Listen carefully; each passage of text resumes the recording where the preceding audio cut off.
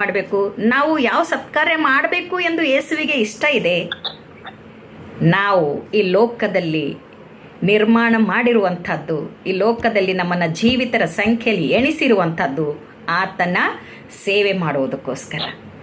ಆತನ ಅನೇಕ ಆತ್ಮಗಳನ್ನು ಯೇಸುವಿನ ಹತ್ತಿರ ತೆಗೆದುಕೊಂಡು ಬರುವುದಕ್ಕೋಸ್ಕರ. ಅನೇಕರು ನರಕಕ್ಕೆ ಹೋಗುವುದರಿಂದ ತಪ್ಪಿಸಿ ಪರಲೋಕಕ್ಕೆ ಸೇರಿಸುವ ಕಾರ್ಯ ಮಾಡುವಂಥದ್ದು ಸತ್ಕಾರ್ಯವಾಗಿದೆ. ಇದು ದೇವರಿಗೆ ಇಷ್ಟ.